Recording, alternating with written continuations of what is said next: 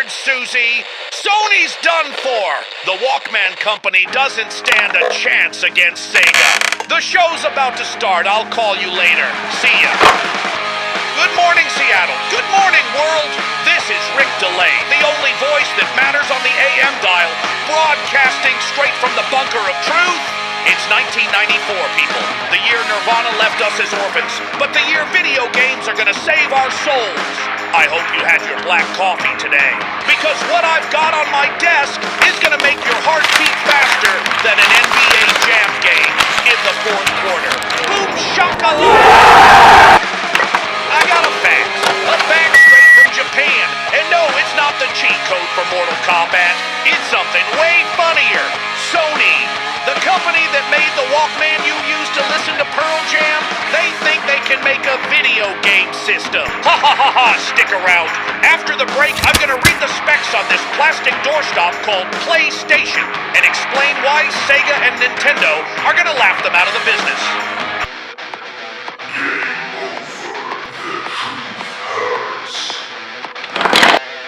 We're back. All right, let's dissect this corpse before it's even DOA, dead on arrival. I've got the specs for this so-called PlayStation right here. First off, the name. PlayStation? Is that 2 words? Like train station? Seriously? Sounds like a daycare center. Genesis sounds like a sports car engine. Saturn sounds like a giant planet. PlayStation sounds like the place you drop off your little brother while you go play real arcade games. But let's talk numbers, because I know the propeller heads are listening. The fax says 360,000 polygons per second. Wake up, people. Who cares about polygons? Have you ever seen a 3D polygonal game? It looks like origami made of wet toilet paper. Look at Star Fox. Is it cool? Yeah. Is it pretty? No! The future is sprites, my friends. The Sega Saturn hitting stores this year in Japan is a 2D nuclear power plant. Giant, colorful sprites running smooth as silk. That's what we want. We want arcade-quality Street Fighter, not pointy triangle dolls. And there's more. The controller, they say the D-pad isn't a pad, it's 4 separate buttons. And it has handles. Handles! What is this? A bicycle. You gonna pedal the console? Sony doesn't get comfort. Sega makes controllers that fit your hand. Sony makes controllers that look like a dog bone. And let's be brutally honest about the market. Sony is showing up late to a party that's already packed. Look at the 3DO. Remember the 3DO? That glorified VCR from Panasonic? It cost $700 at launch. $700. To play Plumbers Don't Wear Ties. Sony is gonna fall into the same pit. They think multimedia is the future. They think you guys want to watch grainy video on a CD. Wrong. Gamers want to play. And if Sony thinks they're gonna go head-to-head with Sega, they forgot about the 800-pound gorilla.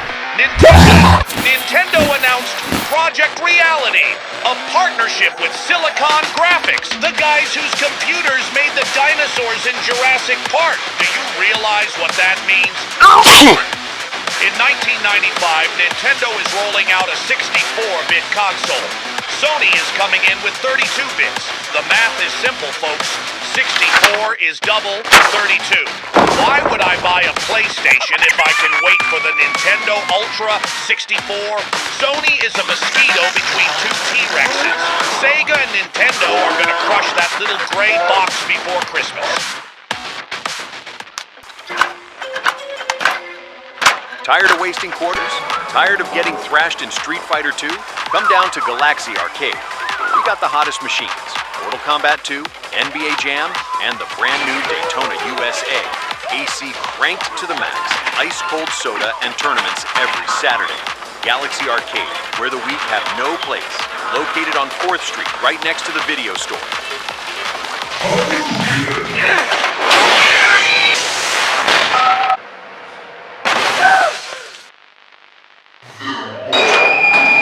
We are back! Lines are open. I want to hear from you. Who thinks Sony has a shot? Line 4, you're on the air! This is John Traveler. Talk to me, Johnny. You really think Sony's gray shoebox stands a chance against Sega's arcade empire? What's your bet? My bet is on geometry, Rick, and on usability. You mentioned the Saturn. Did you know it uses quadrilaterals instead of triangles to generate 3D? It's an architecture issue. The Saturn is powerful, yes, but have you ever tried programming for two processors, sharing the same bus, and blocking each other's memory? It's a logistical nightmare. Listen to this guy. Bus, memory. Gamers don't care about code, you nerd. Gamers care about blast processing. The Saturn has two Hitachi SH2 processors and runs Virtua Fighter perfectly. What does Sony have? A T-Rex on a black screen? It's a nightmare, Rick. Trying to synchronize two processors in 1994 is like trying to herd cats while making them play the piano. Developers are going to hate it. The PlayStation, on the other hand, it has C libraries. It's accessible. It's developer-friendly. The dinosaur is just the tech demo. Mark my words, brute force doesn't win this war. Ease of development wins. Marketing wins. Libraries! This guy thinks a video game is a public library. Developers love a challenge, pal. They're gonna squeeze water from a stone with the Saturn. And what does Sony have? Sony Music support? Exactly. Sony Music knows how to move units, Rick. They know how to distribute CDs to every corner store. Sega and Nintendo treat retailers like enemies.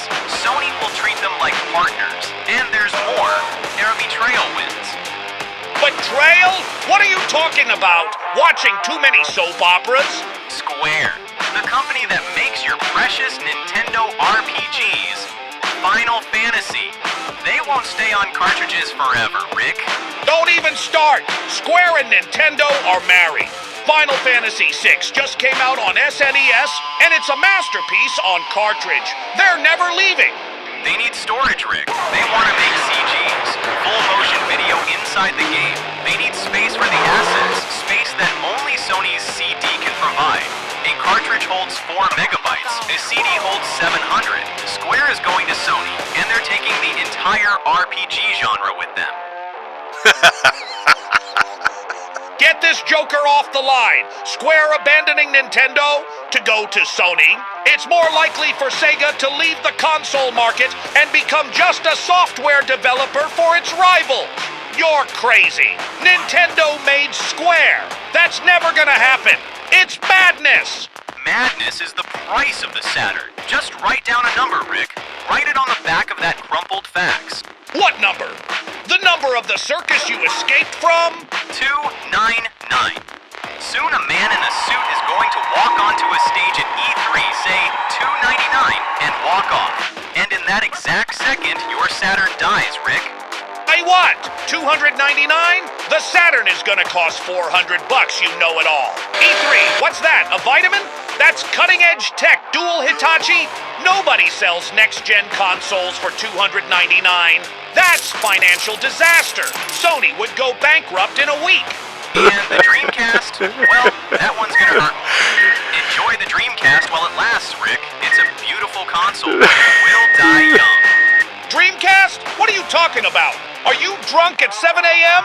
Listen here, traveler. Go back to your DeLorean. The Saturn is gonna last 10 years. Cartridges load instantly. Nobody wants to wait for loading screens on a CD. CDs scratch. Cartridges are forever. Forever is short, Rick. Buy Apple stock in 1997. Goodbye. And hello, coward, he hung up. Did you hear this, clown? Square leaving Nintendo. Sony selling cheap consoles. This is why I love this show. The sci-fi is great. Listeners, write this down. The Saturn is the future. Nintendo's Project Reality is the future. Sony will be back to making TVS before 1996. I'm Rick DeLay. And remember, if it doesn't have blast processing, it's not a video game. Stay tuned for the top 40. Many months later. We are back, and what a glorious day to be alive, my friends. Today is May 11th, 1995, the first day of E3 in Los Angeles. Forget CES in Vegas. That was for vacuum cleaner salesmen. E3 is our mecca. And guess what? Sega just made their move. Tom Kalinske, the man, the myth, got on stage just a while ago and said, the Saturn isn't coming out in September. The Saturn is already out. You heard that right. As I speak, trucks are unloading the future at Toys R Us. Sony is gonna do their presentation in a bit. But who cares? The game is over before it started. Sega already won. End of story. Whoops, we got a priority call. It's our field correspondent, Mike the Spike, live from the Los Angeles Convention Center. Talk to me, Mike. It must be deafening down there with Sega's victory. Rick, yo, can you hear me, man? Dude, I'm at a payphone outside the South Hall. It's totally insane out here, like totally crazy. I can imagine. The line to buy the Saturn must be wrapping around the block. No, Rick, listen. The Sony conference just happened. It was insane, man. Insane how? Did the PlayStation crash? Did the dog bone controller break in the CEO's hand? No way, dude. Olaf's son was talking boring technical stuff, man. Total snooze fest. Nobody could take it anymore. It was bogus. Then he called Steve Race to the stage. You know who that is, right? The guy Sony stole from Sega. The traitor? Yeah, what did he say? Did he apologize? He walked up to the podium with a stack of papers, stopped at the mic, looked at the crowd, and said one word. Just one. What, help? He said $299. What? Come again? $299, Rick. $100 less than the Saturn. He said that and walked off. The place went totally nuts, Rick. People are screaming. People are dropping their boxes, Rick. Hey, calm down, Mike. That's desperation. It's dumping. They're selling for peanuts. They're gonna go bankrupt in 6 months selling hardware at a loss. Sega is extreme, man. Sony makes Walkmans. You gonna trust the guys who make your toaster to build a gaming machine? Rick, I don't know. It's like someone pulled the plug. The Sega booth is totally empty.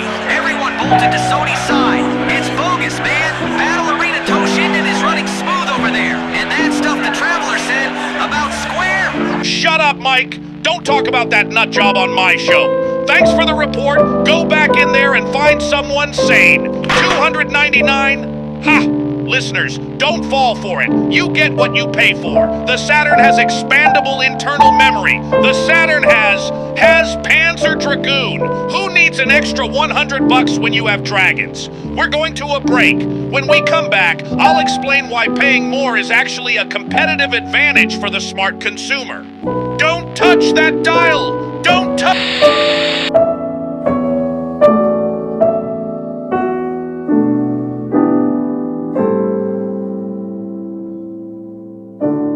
Rick. Dude never learns. Too bad.